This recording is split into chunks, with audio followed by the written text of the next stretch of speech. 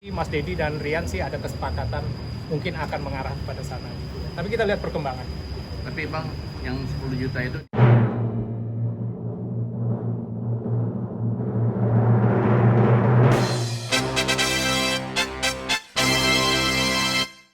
murni dari Rian apa nasihat dari abang? Karena kan kita tahu Rian sempat nge-tweet sempat di Instastory yang katanya keputusan ini semoga yang terbaik tapi bukan yang dia inginkan sebenarnya. Iya, betul.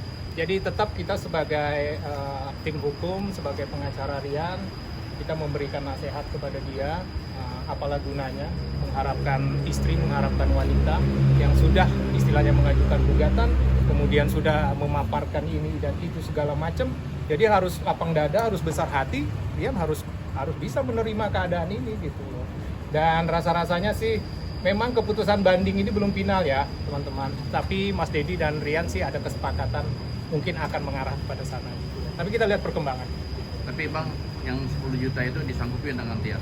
Oh tentu, karena itu sudah keputusan dari majelis. Ada jumlah sebenarnya yang diharapkan oleh Ricis, tetapi yang dikabulkan oleh majelis adalah sebesar itu. Jadi kita sebenarnya legowo. Saya pribadi menyarankan kepada Rian untuk menerima putusan ini, dan insya Allah ini tidak berkepanjangan, cukup sampai di sini saja gitu loh. Walaupun ada perkembangan terakhir ini yang menjadi trending dan apa segala macam, ya kita akan mengikuti aja prosesnya gitu loh. Dalam artian berarti yang tuntutan Ricis awalnya nggak 10 ya bang? Betul. Jumlahnya tidak Lebih besar kah atau gimana? lebih besar, pastinya lebih besar ya. 2 kali lipat kah atau gimana bang? Kalau nggak salah ada di direktori deh, ada di putusan kalau itu. Jadi kalian bisa baca di situ. Yang jelas 2 kali daripada itu. Oke? Berarti udah clear semua Bang ya, nggak ada masalah Rian dengan tuntutannya apa ya? Nggak ada masalah. Ya. Jadi kita terima.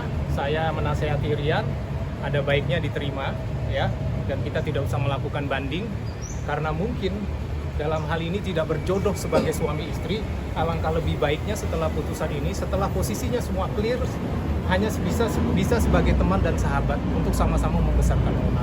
Itu rasa-rasanya lebih bijaksana dan untuk memberikan kedewasaan kepada mereka berdua. Bang, ini Ya. kan isi surat gugatan udah beredar di media sosial. Yes. Ya? Nah, itu kalau dari pihak Teguh Rian sendiri ada pembelaan nggak sih terhadap isi gugatan tersebut Bang, yang ingin disampaikan? Jadi begini, atas pertanyaan itu, sebenarnya kita tidak dalam rangka untuk meluruskan, membela, mengklarifikasi. Karena apa yang dituangkan dalam direktur itu, memang itulah fakta persidangan. Oke? Nah, memang ada beberapa hal yang perlu Mas Dedi sampaikan. Mungkin kalian menunggu-nunggu soal 500 juta. Oke? Itu perlu Mas Dedi sampaikan.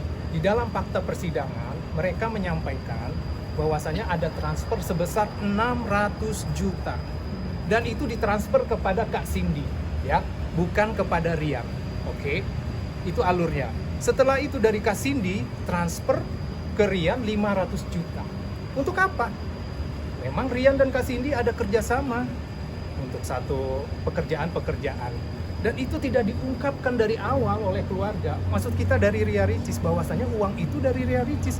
Kalau itu dari awal tahu, Rian tidak akan menerima itu. Dan kalian harus tahu, Rian itu bukan sosok yang, maaf kata ya, selama ini beredar mau kondo lah, apa segala macam.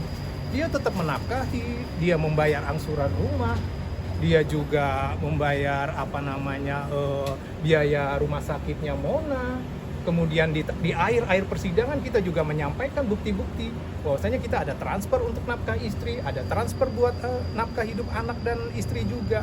Jadi hal-hal itu memang harus berimbang kalian sampaikan kepada halayak.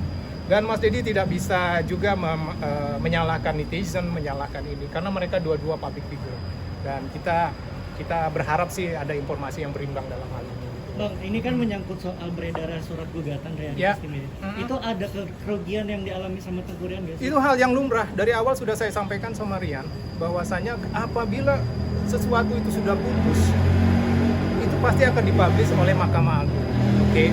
Dan itu tidak hanya berlaku buat Rian dan Ricis. Semua perceraian yang lain pasti kita bisa akses asalkan kita tahu nomor perkaranya.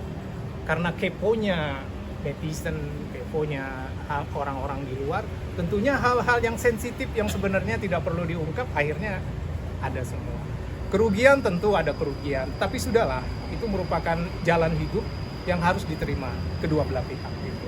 Dan tolong berimbang dong, karena lagi-lagi kan ini sepertinya yang ditampilin, yang di-spill kan gugatan-gugatan atau yang disampaikan oleh pihak Ricis. Padahal Rian juga ada menjawab, ada yang meluruskan, dan hal itu sebenarnya masih dibilang ya itu fakta persidangan dan itu bisa harus diterima kedua belah pihak gitu loh.